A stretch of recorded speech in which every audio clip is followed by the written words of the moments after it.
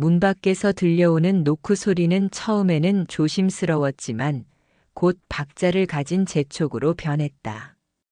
낮게 깔린 목소리가 내 이름을 불렀다. 2번, 3번, 그리고 다시. 익숙한 목소리였지만 다정함은 이미 묻혀 있었다. 어머니, 열어주세요. 오늘은 꼭 정리해야 합니다. 심장이 크게 뛰었고 손에 들던 머그컵이 흔들리며 물방울이 손등에 튀었다. 따뜻한 액체가 피부를 스쳤지만 통증보다 가슴의 압박감이 더 크게 다가왔다. 문틈 사이로 그림자가 길게 드리워졌다. 내 아들과 그 옆에 낯선 남자가 서 있었다. 남자는 매끈한 수트를 입고 두툼한 서류철을 들고 있었다. 아들은 입술을 깨물며 나를 바라봤지만 눈빛은 흔들리고 있었다. 나는 문고리를 세게 움켜쥐었다. 남자가 먼저 입을 열었다. 간단한 동의 절차입니다. 지금 서명하시면 예치금이 훨씬 안전하게 전환됩니다. 부드럽게 다듬어진 목소리였지만 단어들은 차갑게 꽂혔다. 전환, 안전, 절차. 그러나 내 귀에는 오직 하나 금액만이 날카롭게 남았다. 그 순간 지난주에 받았던 영수증이 떠올랐다. 내가 사용하지 않은 시각에 찍힌 전자제품 결제 내역. 옆에는 내 카드 번호 일부가 찍혀 있었다. 그 시간 나는 분명 건강센터에 있었고 상담 기록도 남아 있었다. 며칠 전 상담사가 내 휴대폰으로 확인 링크를 보내려다 2번 끊겼던 기억까지 겹쳐졌다. 작은 균열이 이미 시작되고 있었던 것이다. 나는 낮은 목소리로 말했다. 이 집에 들어올 사람은 내가 정해. 짧은 침묵 뒤 남자가 비웃듯 말했다. 선택하세요. 오늘 하실 건지 내일 하실 건지. 마치 이미 내가 동의하기로 정해져 있다는 듯한 태도였다. 그때 주머니 속 휴대폰이 울렸다. 화면에는 택배기사님이 보낸 수령 사진이 있었다. 확대해 보니 좌표는 내 집이 아닌 한 블록 건너편이었다. 수령자 이름도 달랐다. 그런데도 대리 수령 확인이라는 문구가 찍혀 있었다. 누군가 내 이름을 빌려 내 시간을 조작하고 있었다. 나는 화면을 보여주며 물었다. 어제 오후 내 번호로 확인 전화를 했다죠? 그 시간에 난 센터에 있었어요. 상담 기록도 남아 있어요. 동시에 내 번호가 쓰였다면 그게 우연일까요? 남자의 미소가 흔들렸다. 아들은 바닥만 바라봤다. 현관 매트에 떨어진 작은 흰 가루가 눈에 들어왔다. 나는 문을 열며 말했다. 들어와서 이야기해. 대신 규칙부터 지켜. 신발 벗고 들어와. 그들은 구두를 벗고 들어왔다. 나는 전기포트를 켜고 컵 3개를 꺼냈다. 물이 끓는 동안 서랍에서 예치 통장 명세서를 꺼내 식탁 위에 올려두었다. 이건 내 삶의 기록이야. 그런데 왜 하필 지금이냐? 아들은 입을 열지 못했고 남자가 대신 나섰다. 시장 상황이 변했습니다. 지금이 가장 좋은 기회예요. 그 말은 김이 오른 차 표면에 잠시 비쳤다가 흩어졌다.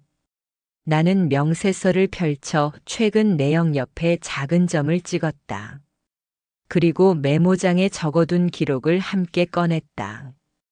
오후 3시 12분 모르는 번호 2번 끊김. 영수증 타임스탬프, 상담실 호출 기록, 택배 좌표가 서로 맞물렸다. 숫자와 기록들이 조용히 내 편에 서 있었다. 아들이 조심스레 말했다. 엄마, 우리가 어렵다는 건 알잖아. 나는 그 말을 따라 은조렸다.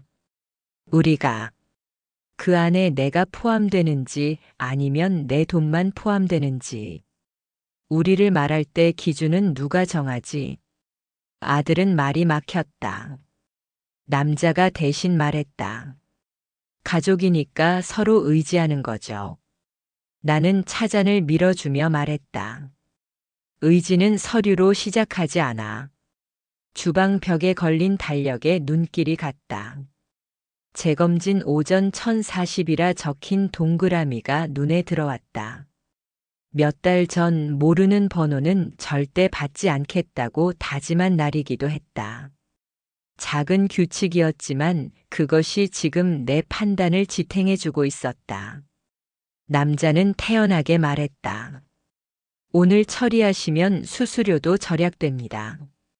나는 고개를 저었다. 오늘 처리할 일은 따로 있어. 나는 포스트잇을 꺼내 확인 없는 서명 금지라고 적어 서류 위에 붙였다. 아들은 답답하다는 듯 한숨을 내쉬었다. 엄마, 꼭 이렇게까지 해야 해? 나는 조용히 웃었다. 이 집의 규칙은 늘 같아. 신발은 문턱 앞에서 벗고 돈 이야기는 차를 마신 뒤에 한다. 남자는 애써 웃으며 말했다. 그럼 차를 다 마신 뒤에. 그리고 증거는 내가 고른다. 나는 휴대폰으로 택배 사진을 확대했다. 우리 건물은 우편함이 세로 배열인데 사진 속은 가로 배열이었다. 이 사진은 내 주소가 아니야. 아들은 말을 잇지 못했고 남자의 눈빛은 흔들렸다. 나는 명세서를 메모장에 끼워 넣었다. 서류는 두고 가. 내가 검토해 볼게. 남자는 고개를 저었다. 외부 반출은 불가능합니다. 나는 싱크대 수도꼭지를 틀어 물소리를 냈다. 가늘고 일정한 물소리가 집 안을 메우며 마치 집이 숨을 쉬는 듯 했다. 그럼 당신들이 남긴 흔적만 두고 가. 남자가 놀란 얼굴로 되물었다. 흔적이라니요? 나는 바닥을 가리켰다. 구두 밑창에서 떨어진 흰 가루였다. 우리 집 바닥에서는 나올 수 없는 흔적. 방금 문턱을 넘으며 경계를 밟았지. 오늘은 그 얘기부터 하자. 아들은 간청하듯 말했다. 엄마, 조금만 부드럽게. 나는 단호히 잘랐다. 부드러움은 경계를 지킨 다음에 가능한 거야. 남자는 시계를 보고 중얼거렸다. 앵커 일정이 밀립니다. 앵커. 낯선 단어가 귀에 걸렸다. 누군가의 계획표에 내 이름이 억지로 끼워져 있다는 뜻이었다. 나는 차잔을 내려놓으며 선언했다. 좋아. 오늘 일정은 내가 정한다. 왜 지금인지, 누구의 기회인지 여기서 전부 확인할 거야. 잔 밑바닥이 탁자를 울렸다. 그리고 그때 현관문이 미세하게 떨리며 안쪽으로 눌렸다. 또 다른 그림자가 조용히 겹쳐지고 있었다. 자, 이제 시작이네. 나는 눈을 감았다가 떴다. 현관 안쪽으로 번진 발자국이 아직도 낯설었다. 그 낯설음을 설명하려면 나를 여기까지 데려온 길을 먼저 말해야 했다. 내 삶은 오랫동안 한 사람에게만 초점이 맞춰져 있었다. 남편을 허망하게 떠나보낸 뒤 어린 아들 하나가 남았다. 나는 울음을 서랍에 넣고 학교로 갔다. 분필 가루가 흩날리는 교실에서 아이들에게 글자를 가르쳤다. 채점표 끝에 빨간 동그라미를 그리다가도 집에 혼자 있을 아이의 저녁을 떠올렸다. 퇴근길엔 늘 장바구니가 무거웠다. 무게의 절반은 장본 것, 나머지 절반은 두려움이었다. 아이는 생각보다 단단했다. 비가 억수같이 오던 날에도 젖은 운동화를 벗어놓고 내게 웃어 보였다. 엄마, 괜찮아요. 그 말 한마디가 나를 붙잡았다. 때로는 내가 아이에게 기대는지, 아이가 나에게 기대는지 모를 때가 있었다. 대학에 합격한 아들은 처음으로 내 곁을 떠났다. 낯선 도시의 작은 방에 놓인 스탠드 불빛이 희미했다.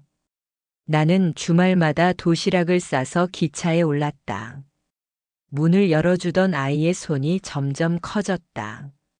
엄마 오셔서 좋아요. 그 소리를 들을 때면 내 등뼈가 다시 곧게 서는 것 같았다.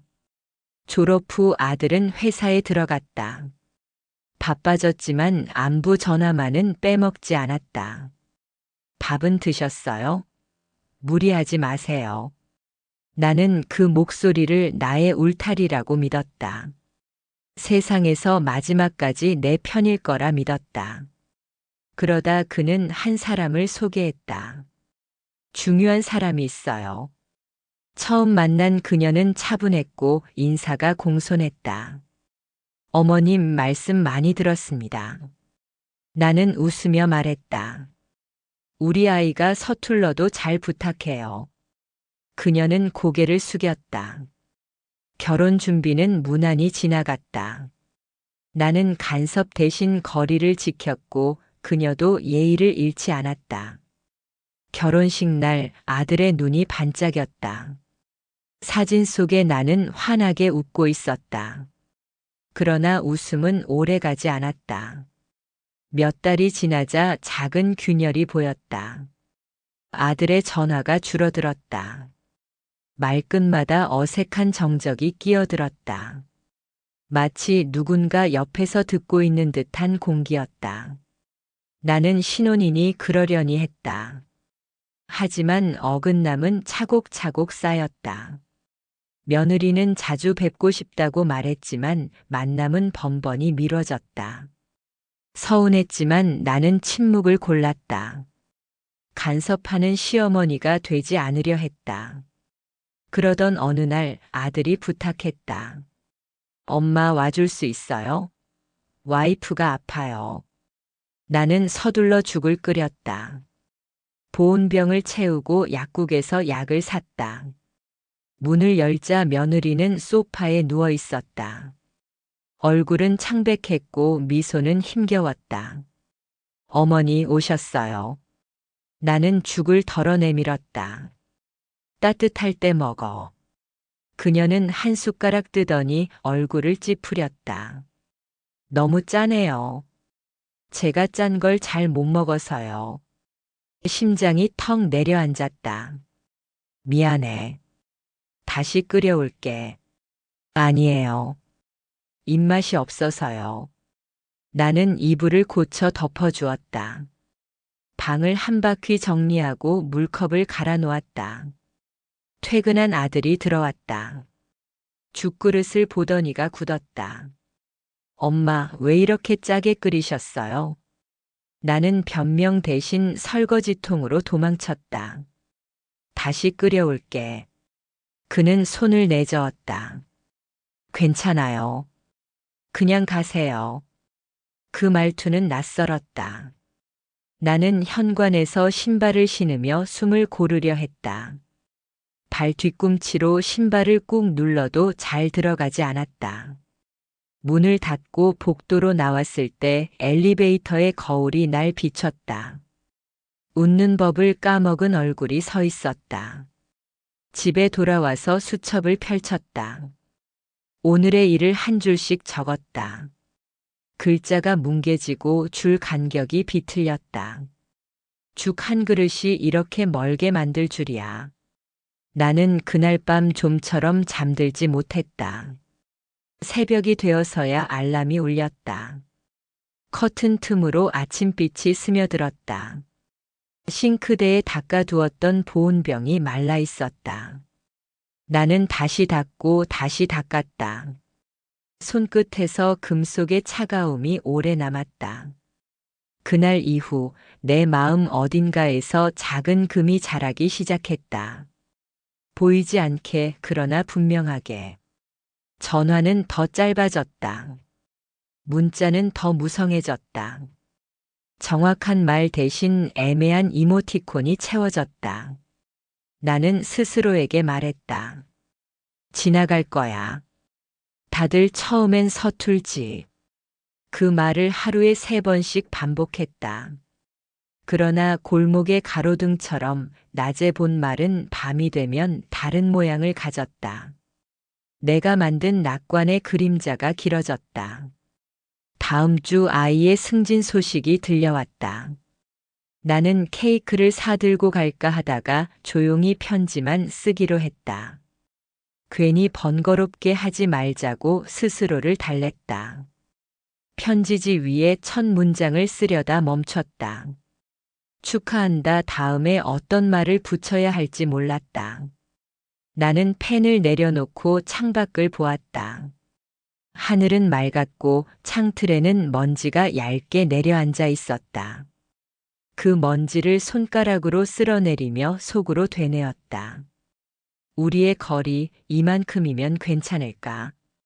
어느 순간부터 나는 문턱을 재기 시작했다.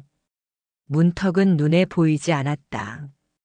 그러나 말의 높낮이, 발의 속도, 초인종을 누르는 횟수에서 문턱이 느껴졌다.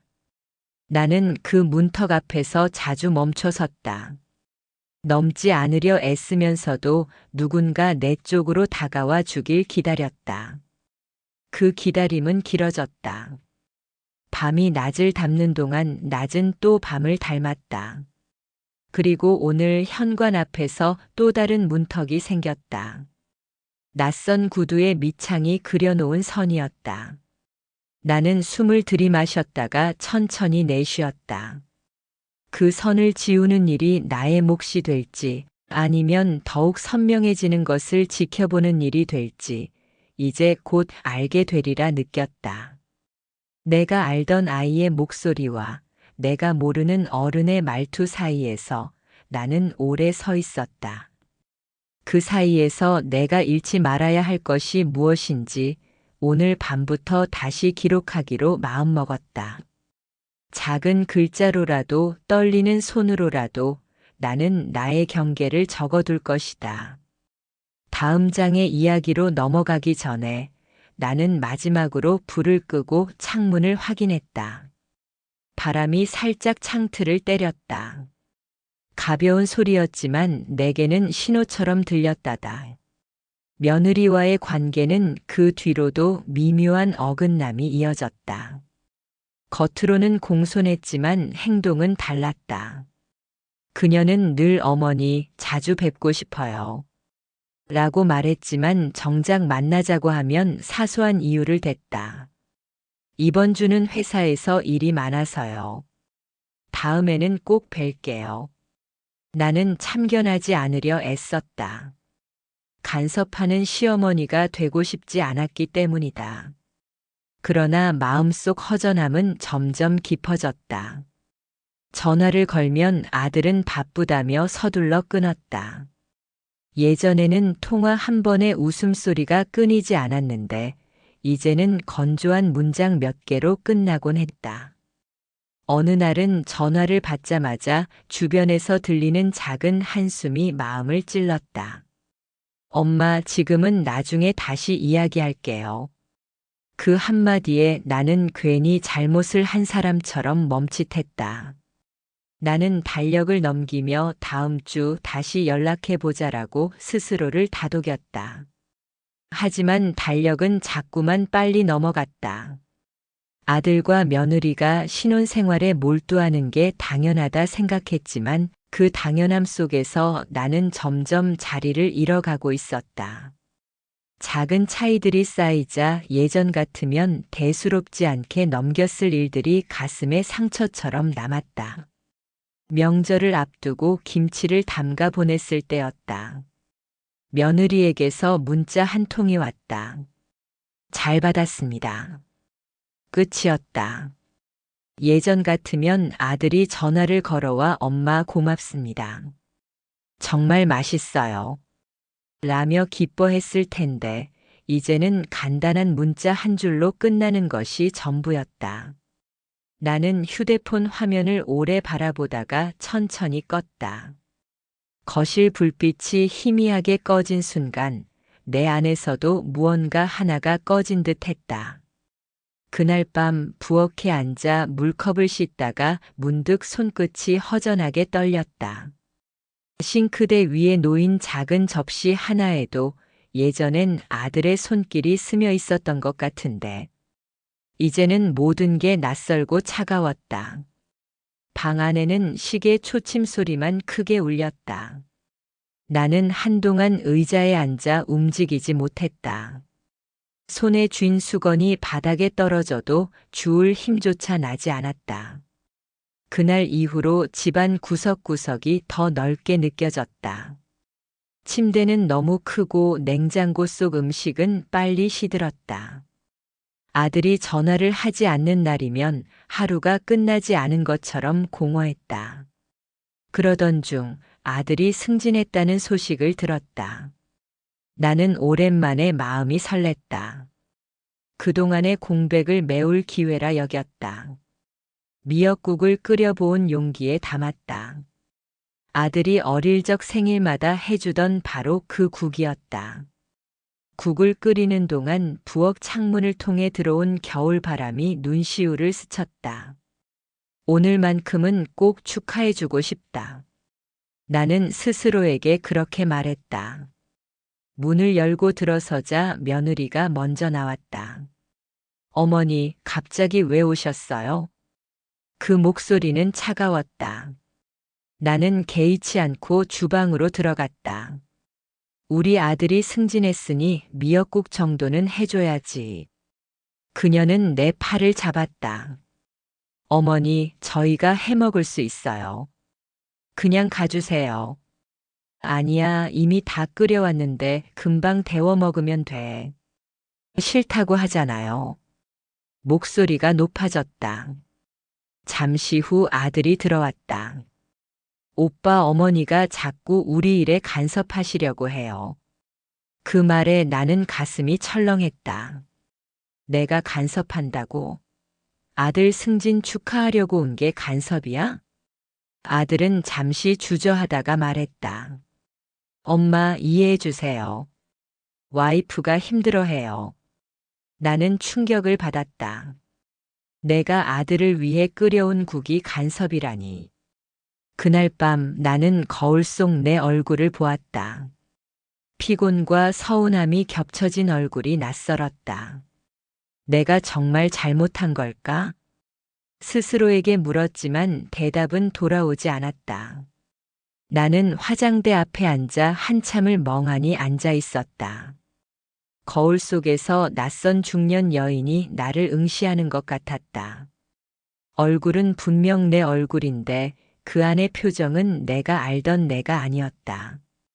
그 후에도 갈등은 사소한 일들 속에서 자꾸 고개를 들었다.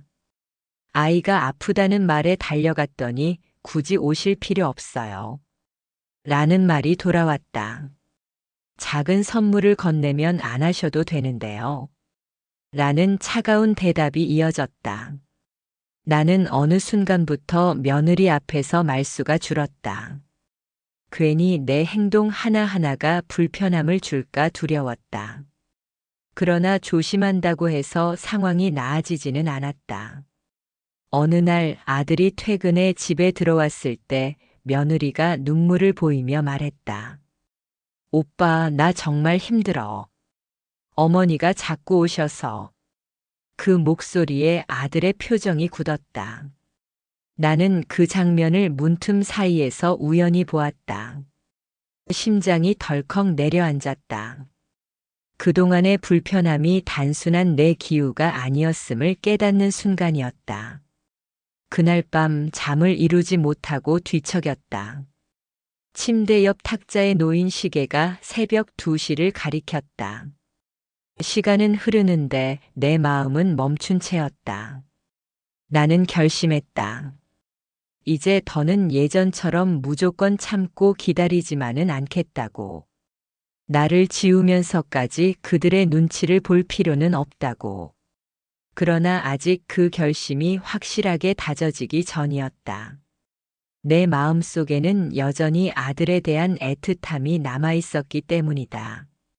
다음 날 아들이 전화를 걸었다. 엄마, 주말에 잠깐 오실 수 있어요? 그 목소리에는 간절함이 묻어 있었다. 나는 망설이다가 결국 알겠다고 했다.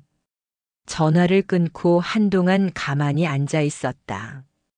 책상 위 달력에 동그라미를 그리며 손이 떨렸다.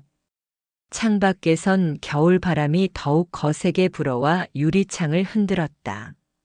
나는 가슴 깊이 느꼈다. 이번 만남은 평범하지 않을 거라는 불길한 예감을. 주말이 되자 나는 약속된 시간에 맞춰 아들 집을 찾았다. 손에는 과일 바구니와 정성껏 포장한 작은 선물을 들고 있었다. 예전 같으면 환하게 맞아주었을 텐데 문을 열고 나온 며느리의 얼굴은 굳어 있었다. 어머니 오셨네요. 형식적인 인사와 함께 시선은 곧바로 바닥을 향했다. 나는 애써 웃으며 신발을 벗고 거실로 들어갔다. 아들은 늦게까지 일했는지 피곤한 얼굴로 소파에 앉아 있었다. 엄마 오셨어요. 그 한마디에 가슴이 조금은 놓였지만 공기는 이미 무겁게 가라앉아 있었다. 과일을 꺼내 놓으며 대화를 시작하려 했으나 며느리는 주방 쪽으로 발길을 돌렸다. 냉장고 문을 여닫는 소리만이 거실에 메아리 쳤다. 나는 조심스레 물었다. 몸은 좀 괜찮아졌니? 대답은 돌아오지 않았다. 아들이 대신 말했다. 엄마, 그냥 앉아 계세요. 짧고 건조한 문장이 마음을 핥히었다. 나는 억지로 미소를 지으며 아들의 앞에 앉았다. 승진 축하한다. 그동안 고생 많았지?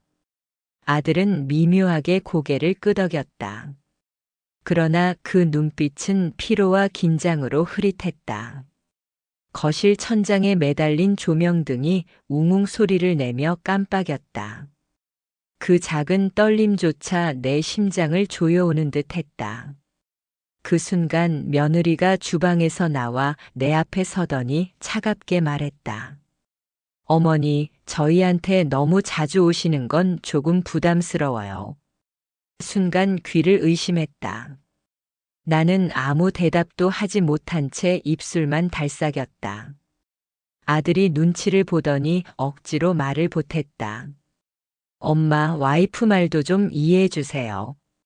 저희도 신혼이고 서로만의 시간이 필요하거든요. 나는 가슴이 철렁 내려앉았다. 30년 가까이 키운 아들에게 듣고 싶지 않았던 말이었다. 그래, 내가 너무 자주 왔니? 네, 사실은 그래요. 며느리가 단호하게 잘라 말했다. 목소리는 젊었지만 어딘가 가시가 돋아 있었다. 내 심장은 빠르게 뛰었고 손끝은 차갑게 굳었다. 나는 그냥 너희가 잘 지내는지 보고 싶었을 뿐인데. 저희는 괜찮아요. 어머니가 굳이 오실 필요 없어요. 그 말이 끝나자 순간 공기가 얼어붙었다. 나는 자리에서 천천히 일어나 주방 쪽을 향했다. 냄비에 담아온 국을 꺼내려 했지만 며느리가 먼저 다가와 내 팔을 잡았다. 제발 좀 그만하세요. 저희가 알아서 할게요. 그 목소리는 분명히 거절이었다. 내가 뭔데 내 엄마한테 그렇게 말해? 아들이 순간 목소리를 높였다. 나는 안도감이 스쳤다. 그래도 아들이 내 편을 들어주려나 싶었다. 하지만 며느리는 눈물을 글썽이며 아들의 손을 잡았다. 오빠, 나 정말 힘들어. 어머니가 계속 오셔서 답답해. 아들의 표정이 바뀌었다. 방금 전까지 내 편을 들어줄 것 같던 눈빛이 서서히 멀어져 갔다. 엄마, 이제 그만 좀 하세요. 그 말은 칼보다 더 깊게 파고들었다. 뭐라고? 내가 뭘 그렇게 잘못했다고? 나는 울분의 차 목소리를 높였다. 나는 그저 내가 잘 지내는지, 밥은 먹는지 그게 전부였어. 그러자 아들이 갑자기 벌떡 일어나 내 손에서 냄비를 빼앗았다. 그리고 싱크대에 내려치듯 두었다. 엄마, 제발 우리 삶에 간섭하지 마세요. 순간 귀가 멍해졌다. 내가 들은 게 정말 아들의 목소리였을까? 나는 발걸음을 떼지 못한 채 그 자리에 얼어붙었다. 멈춘 세상 속에서 들리는 건 며느리의 흐느낌 뿐이었다. 심장이 쿵 내려앉으며 30년 동안 지켜온 믿음이 산산조각 나는 소리가 들리는 듯 했다. 거실의 시계 초침이 또박또박 움직였지만 내 시간은 멈춰버린 것 같았다. 나는 결국 주저앉아 손으로 얼굴을 가렸다. 눈물이 뜨겁게 흘러내렸고 입술은 떨렸다. 아들은 한 발짝 물러나 나를 바라봤지만 그 눈빛에는 죄책감보다 불편함이 먼저 깃들어 있었다. 그때 며느리가 다시 내 앞에 다가왔다. 어머니, 저희는 이제 어머니 도움 필요 없어요. 제발 좀 놔주세요. 나는 천천히 손을 내리고 며느리를 바라보았다. 그 순간 마음속에서 무언가 무너지는 소리가 들렸다. 내 아들이, 내 피부치가 더 이상 나를 가족으로 여기지 않는다는 사실. 그 사실이 내 영혼을 짓눌렀다. 나는 비틀거리며 자리에서 일어났다. 그래, 알았다. 이제 내가 물러나마. 목소리는 떨렸지만 분명했다. 아들과 며느리는 침묵했다. 나는 현관으로 향했다.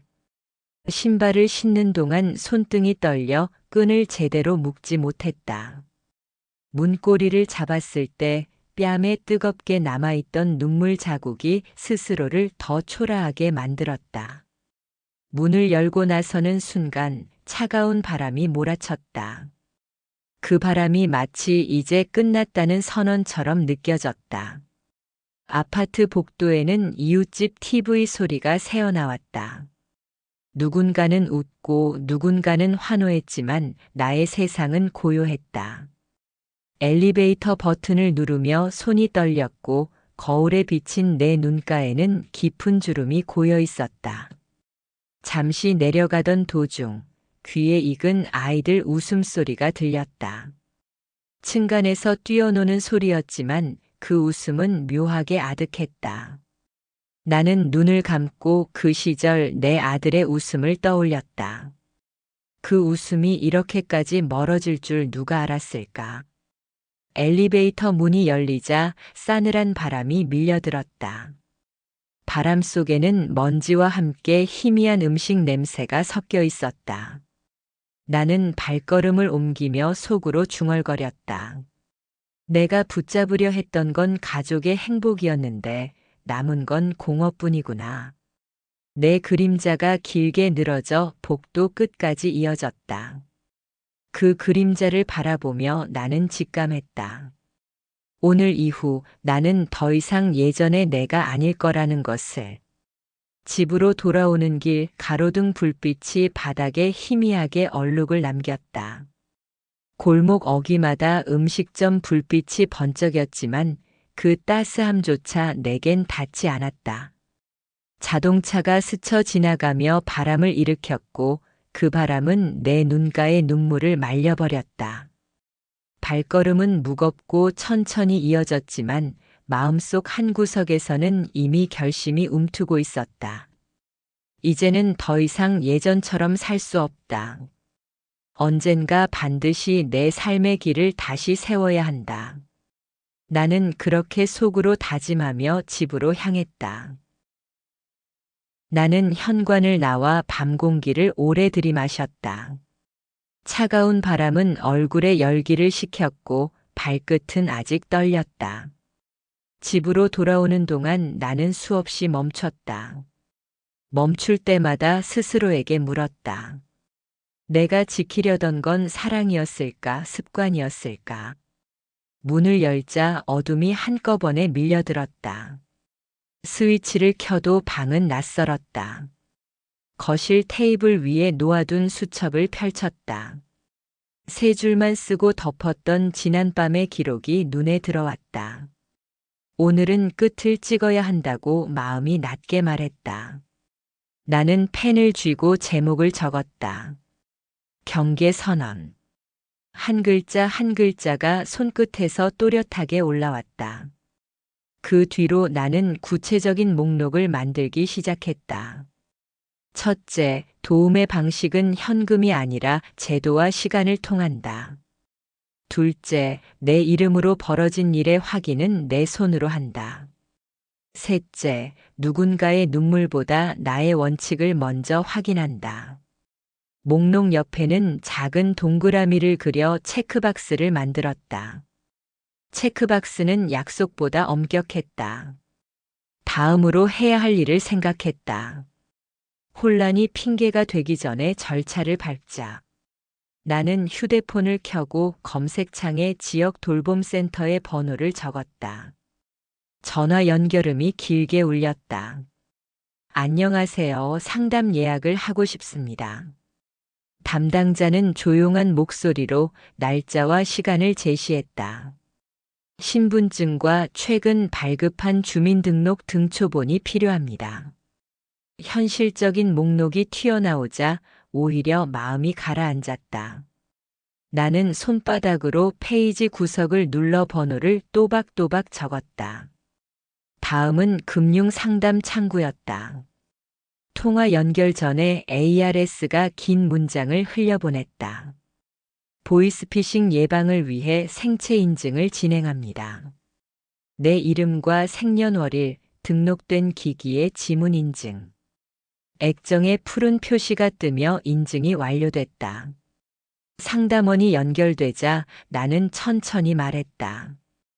이체 한도를 단계적으로 조정하고 알림을 이중으로 설정하고 싶습니다. 상담원은 구체적인 방법을 안내했다. 한도는 하루 단위와 회차 단위로 나뉩니다. 이상 거래 알림은 문자와 FC로 동시 설정할 수 있습니다. 지연 이체 기능을 활성화하면 취소 시간이 생깁니다. 나는 듣는 대로 메모했다. 단어들이 내 편이 되는 소리가 들렸다. 다음 장에는 증거라고 적었다. 사람을 의심하기 위해서가 아니라 나를 지키기 위해서다. 일시 통화 기록, 문자 타임스탬프, 택배 수령 사진의 좌표. 내 삶의 시간표를 내가 소유하겠다는 다짐이었다. 침착함이 조금씩 돌아왔다.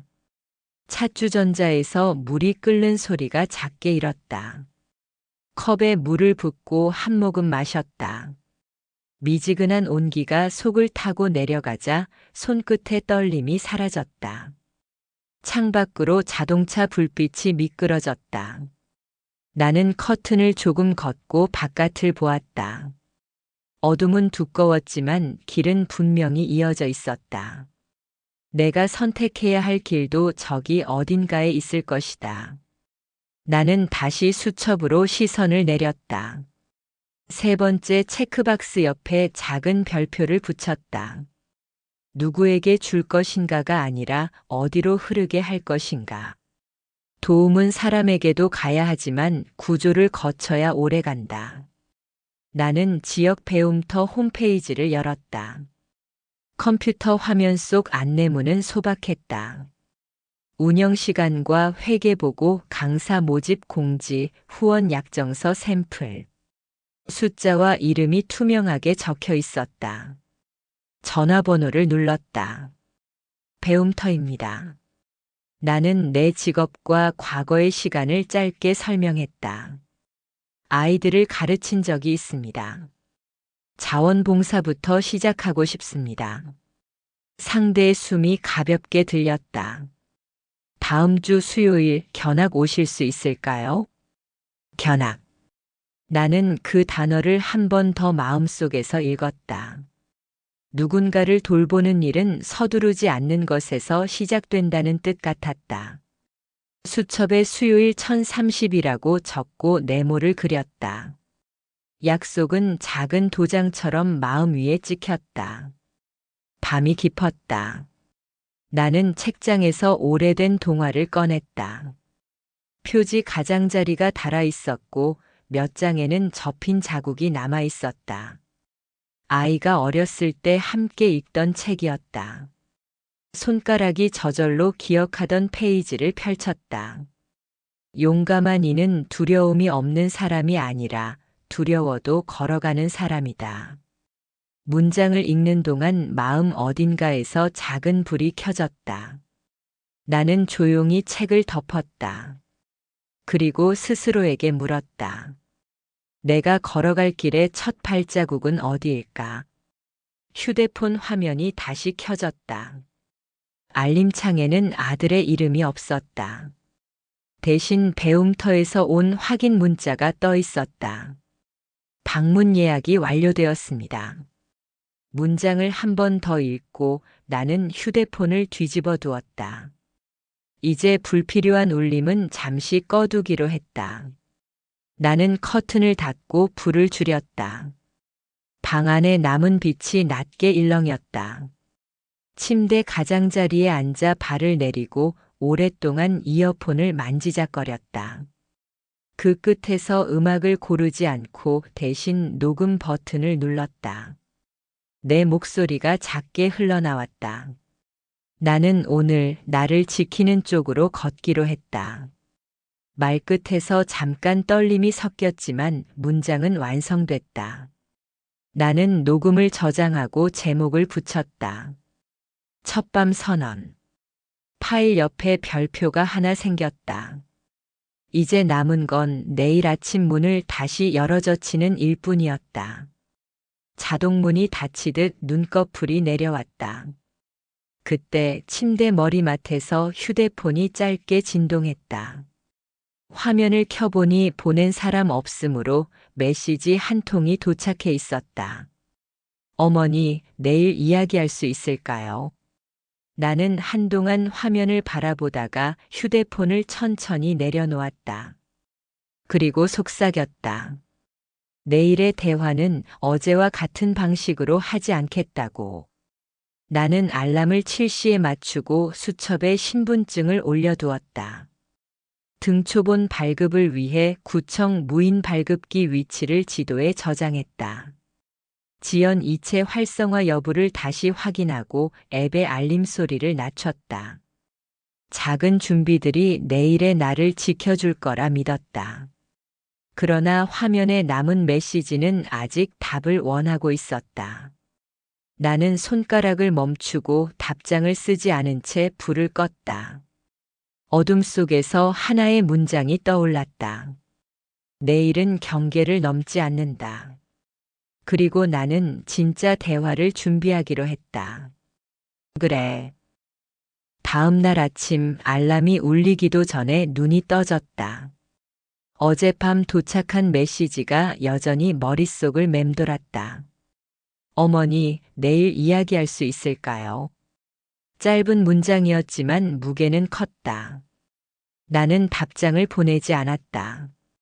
이제는 말이 아니라 절차와 기록으로 나를 지켜야 했다. 창문을 열자 서늘한 바람이 얼굴을 스쳤다. 새벽 하늘은 잿빛과 푸른빛이 섞여 있었고 먼 곳에서 까치 울음소리가 울렸다. 나는 잠시 그 소리에 귀를 기울였지만 곧 다시 긴장으로 돌아왔다. 거울 속 내 얼굴은 낯설 만큼 굳어 있었고 눈가에는 피곤이 깊게 내려앉아 있었다. 그러나 눈동자만큼은 단단히 빛나고 있었다. 나는 머리칼을 빗어 넘기고 신분증과 메모, 준비해둔 서류 목록을 가방에 차곡차곡 넣었다. 현관문 손잡이를 잡자 금속의 차가움이 손바닥에 오래 남았다. 마치 흔들리지 말라는 무언의 신호 같았다. 버스에 올라 창밖을 바라보니 출근길 사람들의 표정은 무겁고 발걸음은 빠르면서도 무심했다. 아이들이 학교 앞에서 장난을 치며 웃었지만 그 웃음조차 내겐 아득했다. 나는 그들과는 다른 길을 걷는 사람처럼 느껴졌다. 구청 로비는 이미 북적였다. 사람들의 발자국 소리, 서류 넘기는 소리, 번호표를 부르는 안내 음성이 뒤엉켜 있었다. 무인 발급기 앞에 서서 주민등록 등초본 발급 버튼을 눌렀다. 신분증을 넣고 지문을 인식하자 기계가 웅웅거리며 작동했다. 곧 흰 종이가 출력되었고 잉크 냄새가 은은히 퍼졌다. 내 이름과 주소, 발급 시간이 굵은 글씨로 선명히 찍혀 있었다. 종이 한 장이 단순한 문서가 아니라 내 삶을 지켜내는 방패 같았다. 나는 그것을 접어 가방 속 파일에 넣으며 심호흡을 했다. 이제 다음은 은행 차례였다. 대기석에서 번호표를 쥐고 앉아 있자 전광판 숫자가 더디게 바뀌었다. 사람들의 한숨, 의자 삐걱거림, 펜으로 서류를 두드리는 소리가 유난히 크게 들렸다. 내 차례가 되자 창구 앞으로 걸어갔다. 안경을 쓴 상담원이 친절한 미소를 지었지만 나는 굳은 표정으로 메모지를 펼쳤다. 계좌 설정을 변경하려 합니다. 이체 한도를 낮추고 지연 기능을 활성화하고 싶습니다. 상담원은 고개를 끄덕이며 키보드를 두드렸다. 일일 한도를 50만 원으로 지정하면 자동 차단됩니다. 지연 이체 기능은 취소 시간을 확보해 사기를 예방할 수 있습니다. 또 문자와 앱으로 동시에 알림을 받을 수 있습니다. 나는 설명을 들으며 하나하나 메모했다. 글씨 옆에는 네모 칸을 그리고 체크 표시를 남겼다. 이 작은 표시가 곧 내 삶의 안전망이었다. 업무를 마치고 은행을 나서자 햇볕이 유리창에 반사되어 눈이 부셨다. 그러나 가슴은 어제보다 단단해졌다. 가방 속 서류를 만지자 종이의 두께와 잉크 냄새가 뚜렷하게 전해졌다. 그 순간 휴대폰이 울렸다. 아들이었다. 나는 잠시 망설이다가 전화를 받았다. 엄마 어디에요? 오늘은 꼭 만나야 해요. 목소리에는 다급함이 섞여 있었지만 나는 담담히 대답했다. 지금은 바쁘다. 준비해야 할 일이 있어. 엄마, 그게 뭐길래 저희보다 더 중요해요? 나는 대답하지 않고 전화를 끊었다. 정적이 귀를 가득 메웠다. 그러나 이번에는 흔들리지 않았다. 집에 돌아오자마자 책상 위에 서류들을 펼쳤다. 등초본, 은행 확인서, 거래 내역서. 하나하나 투명 파일에 꽂아 바인더에 정리했다.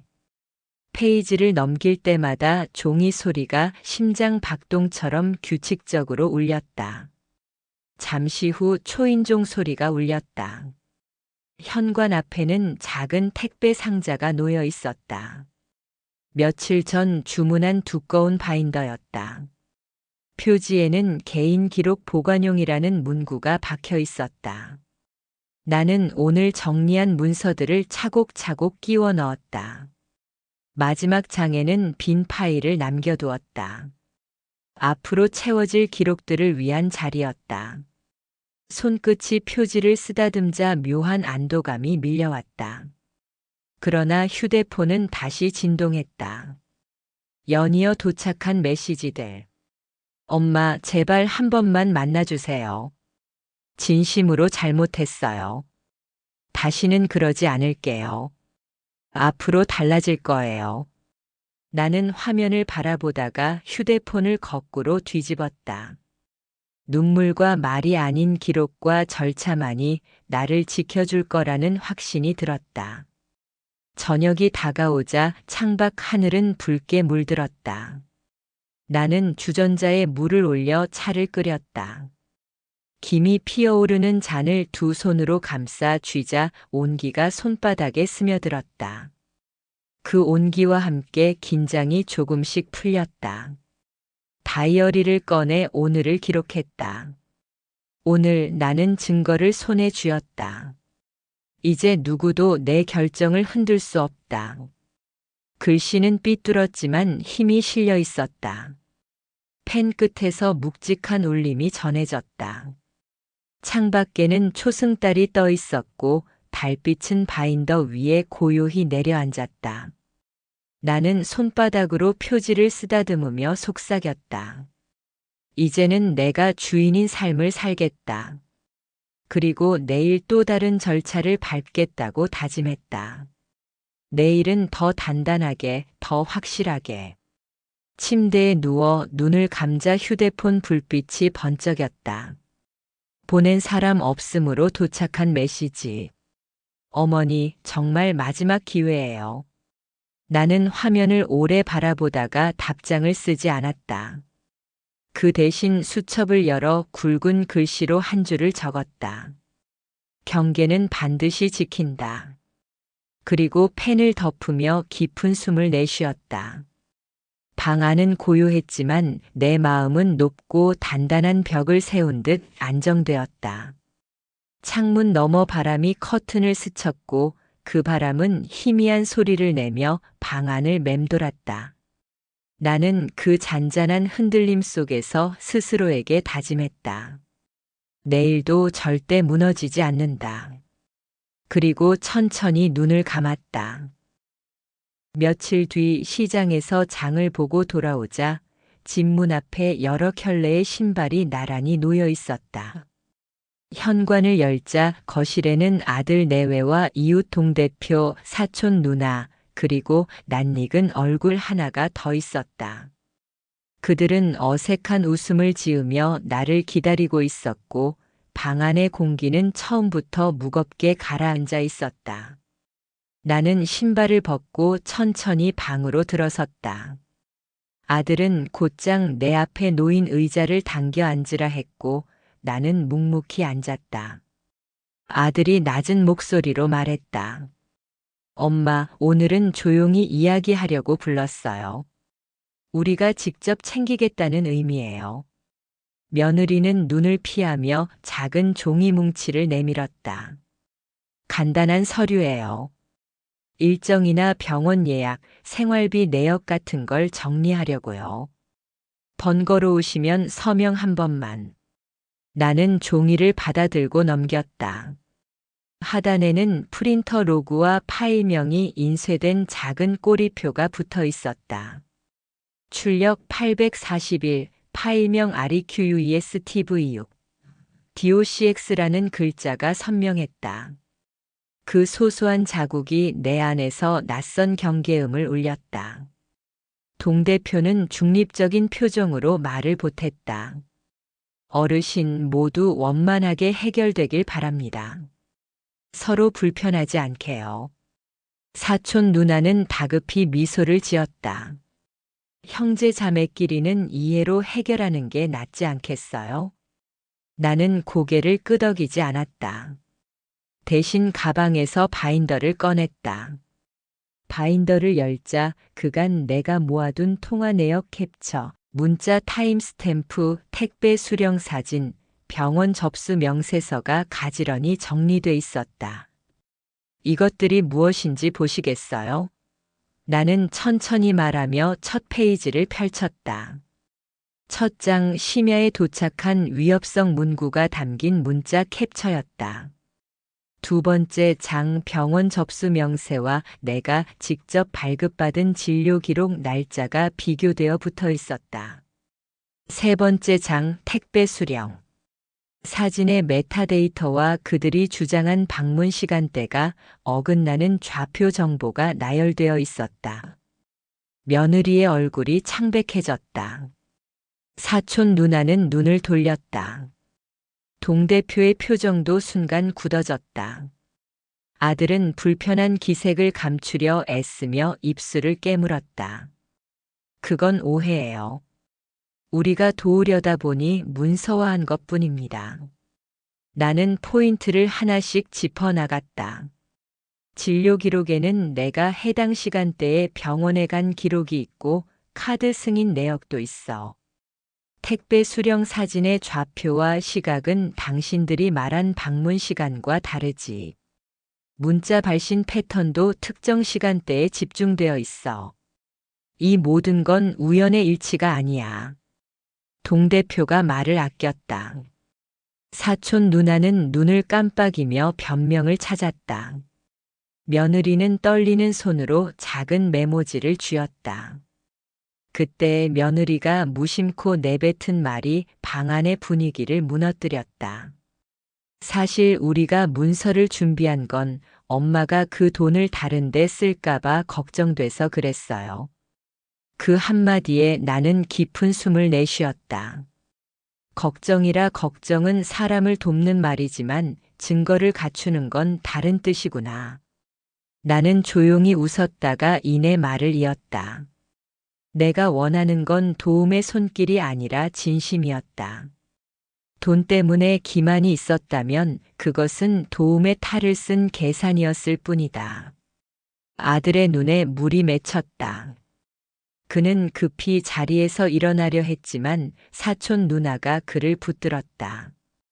동 대표가 낮게 말했다. 어르신, 지금은 감정이 격해지기 쉬우니 잠시 진정하시고 대화로 풀어봅시다. 나는 바인더를 닫으며 천천히 말했다. 대화는 진실이 있을 때 대화다. 증거는 거짓을 드러내고 거짓은 스스로 무너진다. 그 말에 며느리는 흐느끼기 시작했고 사촌 누나는 눈물을 닦았다. 아들은 두 손을 모아 얼굴을 감싸쥐었다. 방 안은 숨막힐 듯 조용했다. 잠시 후 동 대표가 나지막이 물었다. 어르신, 원하신다면 중재를 요청할 수도 있습니다. 공식적인 절차로. 나는 고개를 저었다. 나는 법정까지 갈 생각은 없다. 다만 앞으로 내 삶의 경계는 법보다 더 단단한 절차로 지키겠다. 내가 원치 않는다면 접근을 허락하지 않겠다는 뜻이다. 그 순간 이웃의 중립적 시선이 오히려 무거운 판단으로 느껴졌다. 사촌 누나는 마지막으로 읍소하듯 말했다. 형수님, 우리도 잘못했어요. 진심으로 반성합니다. 제발 한 번만 기회를. 나는 잠깐 그녀들을 바라보다가 천천히 일어섰다. 부엌으로 가서 물을 한 컵 따라 들고는 창밖을 바라보았다. 거리의 소음이 먼 바다의 파도 소리처럼 들렸다. 컵을 내려놓고 돌아보며 말했다. 기회는 말로 얻는 게 아니다. 행동과 기록으로 얻는 것이다. 말은 거짓이 될 수 있지만 숫자와 시간은 거짓말을 못한다. 그들은 더 이상 말이 없었다. 하나둘씩 조용히 일어나 복도로 향했고 문이 닫힐 때 나는 작은 안도와 쓸쓸함을 동시에 느꼈다. 문이 닫힌 뒤 바인더를 탁자 위에 남겨두고 나는 천천히 주방 싱크대로 가서 손을 씻었다. 물소리가 맑게 울렸다. 싱크대 옆으로 놓인 작은 편지 한 통이 눈에 들어왔다. 배움터에서 온 오리엔테이션 안내였다. 나는 잠시 편지를 들여다보았다. 다음 주 수요일 작은 강의실에서 자원봉사 오리엔테이션이 열린다 적혀 있었다. 준비물에는 필기구, 따뜻한 마음이라 적혀 있었다. 나는 미소를 지었다. 바깥의 바람은 차가웠지만 내 안에는 새로운 온기가 스며들고 있었다. 이제 내 방식으로 살겠다. 나는 속으로 다짐하며 편지를 주머니에 넣었다. 그 밤 나는 바인더의 몇 장을 다시 점검했다. 숫자와 시간, 좌표가 말하고 있는 진실을 확인하면서 나는 한 문장을 스스로에게 남겼다. 나는 나를 증명한다.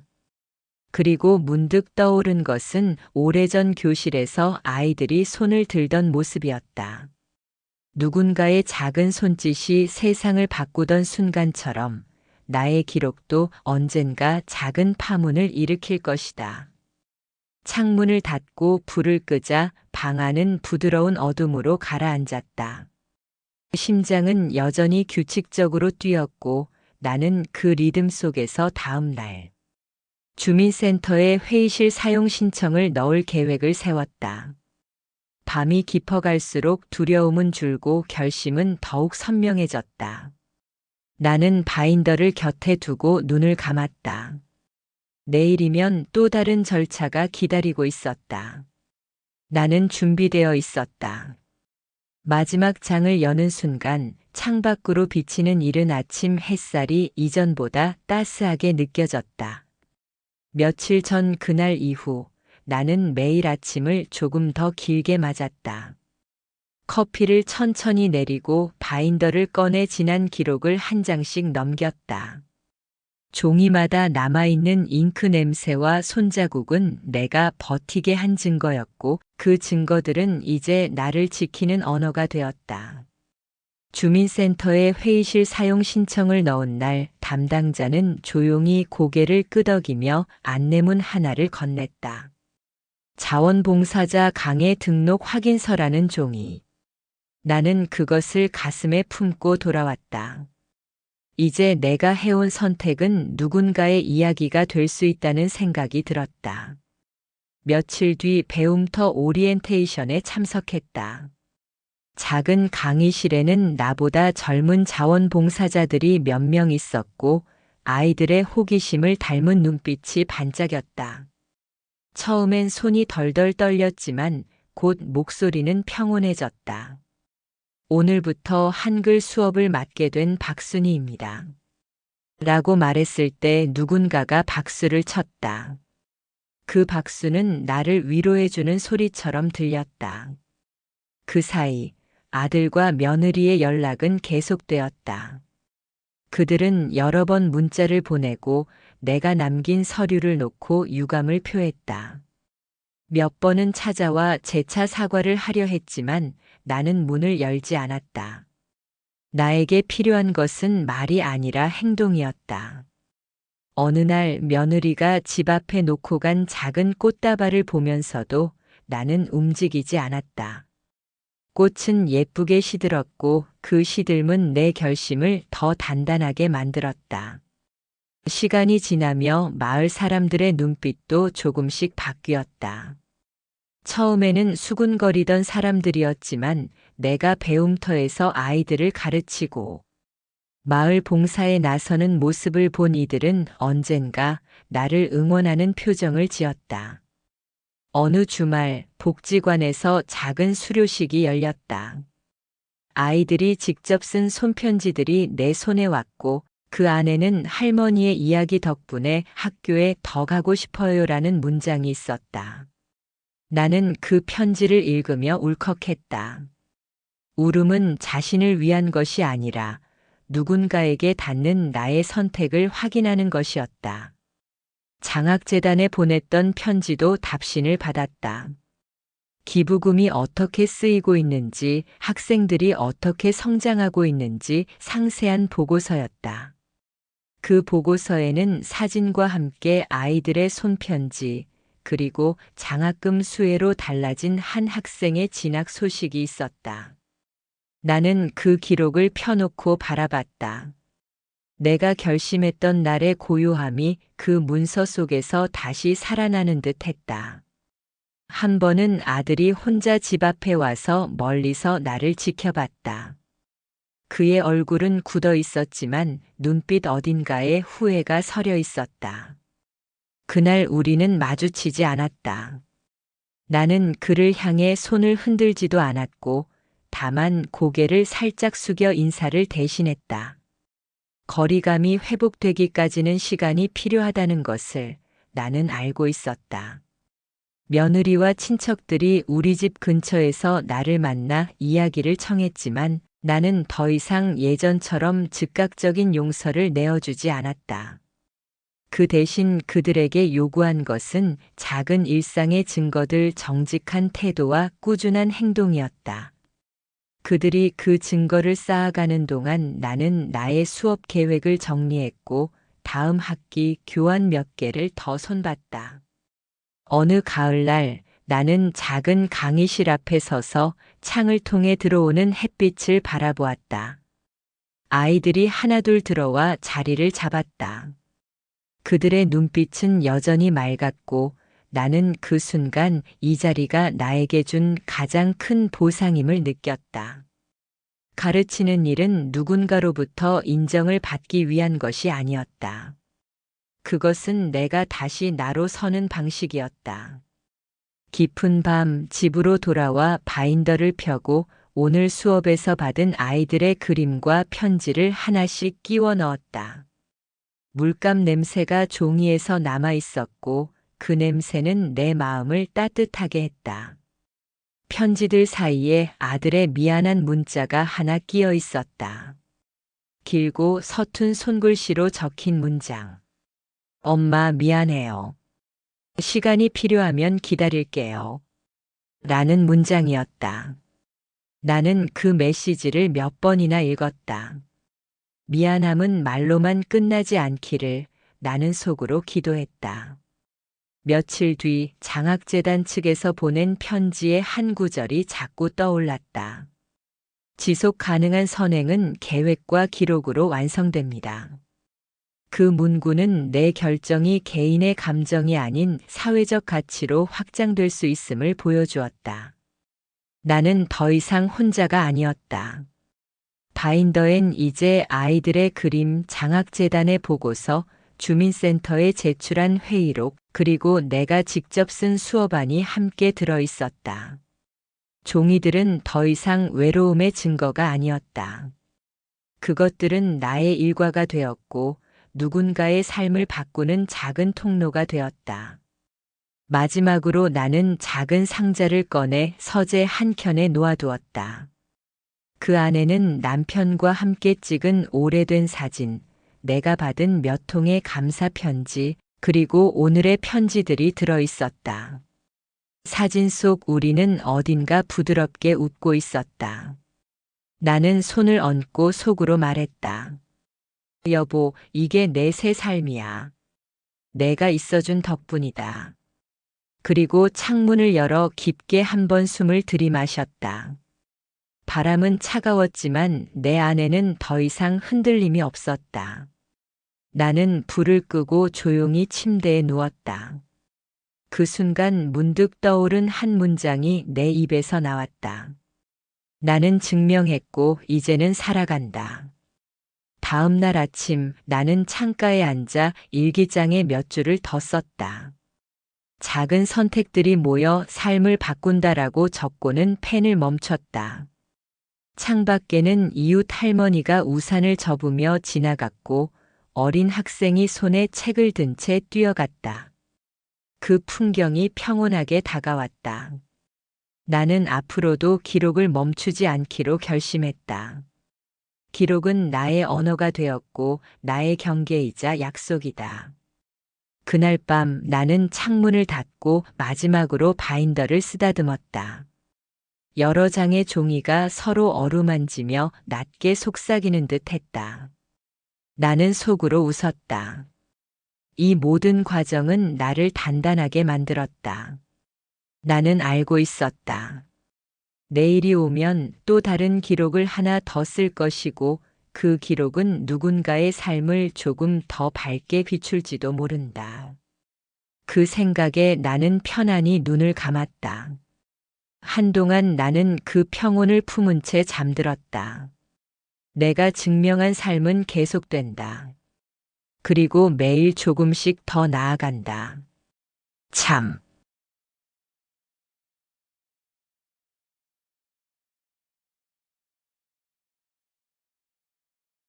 여러분이라면 이런 상황에서 어떻게 하시겠나요?